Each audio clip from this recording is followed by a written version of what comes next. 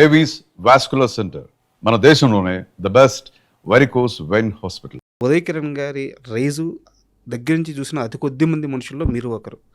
So మీ career విషయానికి వస్తే ఆయన కెరీర్లో ఆయన చూసిన అంత సక్సెస్ ఎప్పుడు మీరు చూడలేదు, అంత డబ్బు ఎప్పుడు మీరు చూడలేదు, అంత ఫేము మీరు ఎప్పుడు చూడలేదు. బట్ ఉదయ్ కిరణ్ గారు సడన్గా ఆల్ ఆఫ్ సడన్గా అలాంటి ఒక డిసిషన్ తీసుకున్నారు. మీ లైఫ్లో మీరు చాలాసార్లు పడ్డారు, చాలాసార్లు వేశారు. ఏ నిర్ణయము మిమ్మల్ని ఇంత కాన్స్టెంట్గా ఇంత స్థిరంగా ఉంచగలిగింది? ఎందుకు ఉదయ్ కిరణ్ గారి ప్రస్తావనే నేను రెఫరెన్స్కి అడుగుతున్నానంటే, అంటే అంత పెద్ద స్టారు కూడా మెంటల్గా డౌన్ అయిపోయే ఇండస్ట్రీ మంది. సో చిత్రం శ్రీను కష్టాల నుంచి నిలబడడానికి కారణం ఏంటి? సార్ అంటే నేను కారణం కూడా కాదు, ఆ బలం ఏంటి? ఆ బలం అంటే అది సినిమా మీద ఉన్న ఇష్టం అండి. సినిమానే కాదు, ఎవడైనా ఏ పని చేయాలనుకున్నా చిన్న లైఫ్లో నేను ఎప్పుడు రియలైజ్ ఉంటాను సార్, రియాలిటీలో ఉంటా. అంటే ఏ పని చేయాలనుకున్నా అప్ అండ్ డౌన్స్ కామన్గా ఉంటాయి, అది సహజం. ఈరోజు కొంచెం డౌన్ అయ్యాం కదా అని బాధపడి డిప్రెషన్కి వెళ్ళిపోద్దు అస్సలు. మనం అసలు ఫీల్ అవుతాం, అవును ఈరోజు నేను వచ్చినప్పుడు ఏం లేదు కదా, మళ్ళీ కొడతాం గోలు అని, మళ్ళీ అక్కడి నుంచి మళ్ళీ మనం గోల్ కొట్టడానికి ఏం చేయాలో చేయాలి తప్ప రాంగ్ స్టెప్ మాత్రం వేయద్దు. ఇప్పుడు అదే ఉదయ్ గారు చేశారు, అలా అవ్వకుండా ఉంటే ఈరోజు ఇంకా ఏమేమి జరిగాయో, ఇంకా మంచి మంచి ఏమన్నా వచ్చాయో, మంచి సినిమాలు వచ్చాయేమో. బతకడానికి చాలా మార్గాలు ఉన్నాయి కదా సార్ ఇండస్ట్రీలోనే. కరెక్ట్, మనకి సినిమానే ఇష్టం కదా. ఏదో ఒక ప్రోగ్రామ్ జడ్జికి వెళ్ళినా కూడా ఎంతో కొంత ఫేము డబ్బులు ఇప్పుడు అలా ఉంది కదా సార్. అవును, అప్పుడు అంటే ఇంత స్పాన్ లేకపోవచ్చు, కానీ ఇప్పుడు చాలా స్పాన్ ఉంది కదా. సో ధైర్యంగా మనం చేసే నిజాయితీగా చేసుకుంటూ దాన్ని నమ్ముతూ పని ముందుకెళ్ళాలండి. అది అప్ అండ్ డౌన్స్ కామన్, అది లేకుండా లైఫ్ అవ్వదు. ఎందుకంటే మనం వచ్చినప్పుడు అప్పు నుంచి రాలే, డౌన్ నుంచే వచ్చాము. అప్పు చిన్న డౌన్ ఉంటుంది, మళ్ళీ అప్పుకి వెళ్తాం, అది కామన్. అది లేకపోతే లైఫే కదా. అది అర్థం చేసుకున్నాడు ఏ పనైనా చేసుకుంటూ ముందుకెళ్ళచ్చు, ఏదైనా సాధించవచ్చు. నాకు చాలామంది ఇన్స్పిరేషన్ ఉంటారండి. అమితాబ్ బచ్చన్ గారు స్టోరీ ఒకటి, పూరి గారు, చాలామంది ఉన్నారండి. నాకు మన కేఎఫ్సీ చికెన్ తింటాం అతను, నేను అవన్నీ అంటే ఇన్స్పైర్గా తీసుకుంటాను సార్. ఎందుకు చిరంజీవి గారు మధ్యలో హిట్లర్ ముందు చిరంజీవి గారు అయ్యో ఆ తర్వాత మళ్ళీ హిట్లర్ నుంచి మళ్ళీ కొడితే ఈరోజు అన్నయ్య మళ్ళీ పాత అన్నయ్య.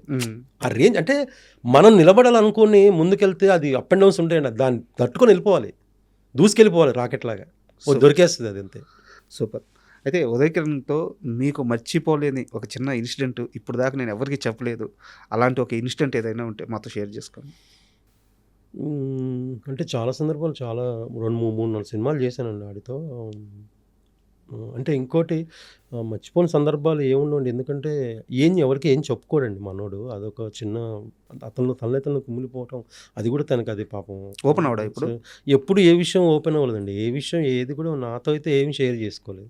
ఏమంటే సరదాగా లొకేషన్లో షూట్లో ఉంటే మాట్లాడతాం, షూట్ విషయాలే మాట్లాడతాం అంతే తప్ప ఏది కూడా చెప్పడు అసలు. అంటే మనోడు అంటే ఉండటమే అలా ఉంటాడు సైలెంట్గా. అదొక సందర్భాలంటే షూట్కి సందర్భాలండి. ఒక సినిమా ఊటీలో చేసాము, అక్కడ బాగా మేము అంటే ఫుడ్ అవి బాగా ఎంజాయ్ చేసాం. అంటే షూట్ సందర్భంగా అంతే, షూట్కి సంబంధించిన మెమరీసే ఉన్నాయి సార్. బయట కలిసిన సందర్భాలు చాలా తక్కువ. ఇప్పుడు క్రికెట్ మ్యాచ్లో అప్పుడు కలిసి ఎప్పుడు సైలెంట్గా ఉండేవాడు, మనోడు సైలెంట్గా ఉండేది, ఏది కూడా వాడికి ఏం చెప్పుకునేవాడు కాదు. అది మెయిన్.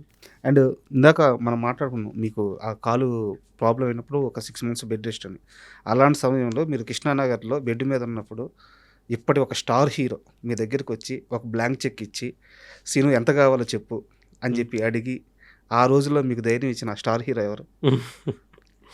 సరే ఒక సిచ్యువేషన్ చెప్తా. ఆ రోజు ఎన్టీఆర్ గారు షూట్ జరుగుతుంది, ప్రతాప్ గారు డైరెక్టర్, నిన్ను చూడాలని ఒక first movie Usha Kiran movies.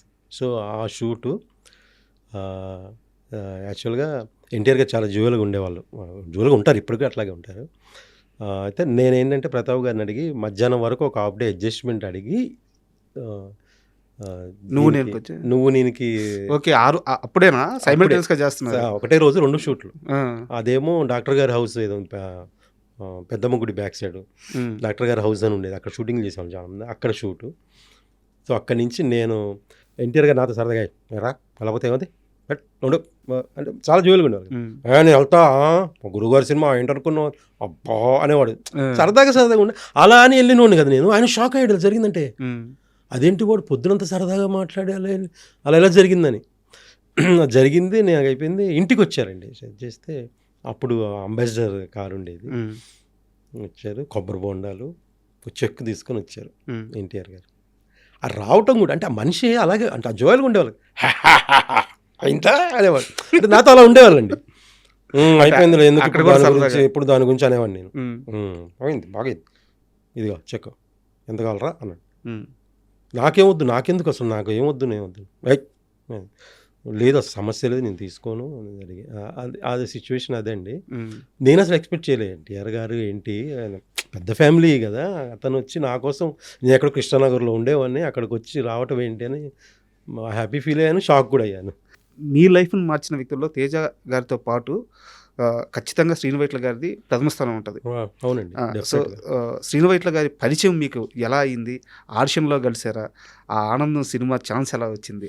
ఒక్కసారి ఆ ఎక్స్పీరియన్స్ గురించి చెప్పండి. అయితే నాకు ఎప్పుడైతే నువ్వు నేను సినిమాకి కాలు ఇరిగిందో 6 months బెడ్ తర్వాత నేను చాలా ఇబ్బందులు ఉన్న అబ్బాయి ఏంటి ఇప్పుడే మన ఇన్ని రోజులు స్ట్రగుల్ చేసి ఒక సినిమా సినిమా వచ్చి దాంతో సినిమాలు వస్తాయని వస్తున్న టైంలో కాలు ఇరిగింది ఏంటి ఎలాగ నా కెరియర్ అని ఒక ఆలోచన ఉంటే మళ్ళీ నాకు ఉషాకిరణ్ మూవీస్ నుంచే ఫోన్ వచ్చిందండి.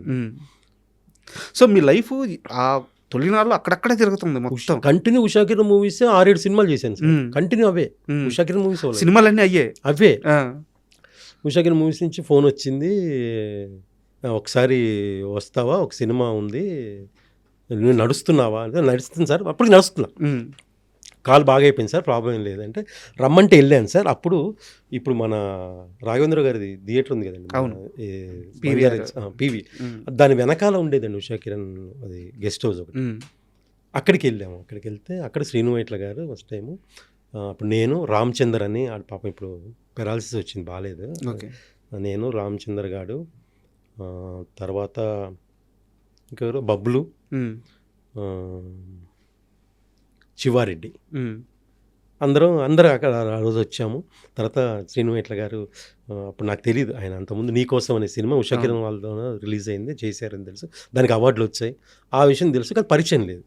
సో ఆ రోజు పరిచయం అయ్యారు, మా క్యారెక్టర్లు చెప్పారు ఇలా హీరో ఫ్రెండ్స్ అవి ఇవి, ఆ రోజు ఇక మీ డైలాగ్స్ ఇలా ఉంటాయని చెప్పి ఆ స్క్రిప్ట్ కూడా చూపించారు. ఓకే అయిపోయింది అయిపోయింది. తర్వాత సినిమా షూట్ తర్వాత డేట్లు వచ్చాయి మాట్లాడిన తర్వాత వెళ్తుంటే నాకు నేను ఎప్పుడు మనకి ఒకటి ఉంటుంది కదండి సిక్స్త్ సెన్స్ ఒక్కొక్కసారి పనిచేస్తుంది.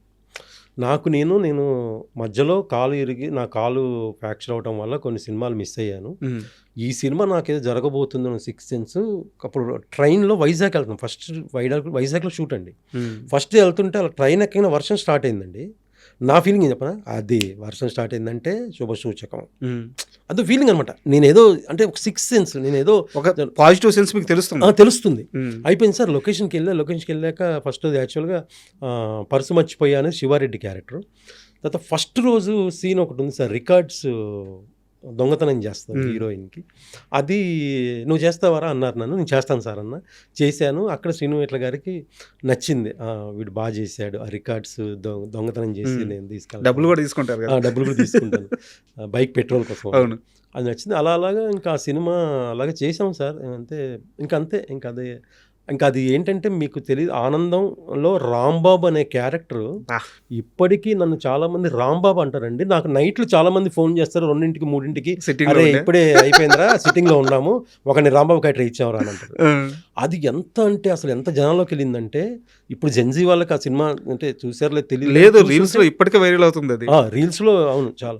రాంబాబు అనే క్యారెక్టర్ అండి, నేను స్టార్ అయ్యానండి. రాంబాబు అనే క్యారెక్టర్తో ఆనందం సినిమా నేను స్టార్ అయ్యా. తేజ గారు నాకు ఫస్ట్ అవకాశం ఇచ్చి నాకు పరిచయం చేసి స్క్రీన్ని నాకు పరిచయం చేస్తే శ్రీను వైట్ల గారు నన్ను స్టార్ చేశారు. గర్వంగా చెప్పుకున్న ఒక మూమెంట్ అది. అయ్యో అసలు మీకు తెలియదు, ఆనందం సినిమా ఈరోజు రిలీజ్ అయింది కదండి. రిలీజ్ అయిన తర్వాత ఒక 2-3 రోజుల తర్వాత నుంచి నాకు ఒక 13 సినిమాలు ఒకే రోజు వచ్చాయండి ఫోన్లు. 13 సినిమాలు ఒకే రోజు నాకు ఫోన్ వచ్చింది క్యారెక్టర్లు. తెలియదు అప్పుడు నేను చిన్నోని, అప్పుడు నాకు 23-24, నాకు ఏది చూస్ చేసుకోవాలో తెలీదు, ఏం తెలీదు, చేసుకుంటూ వెళ్ళిపోయాం అలాగ.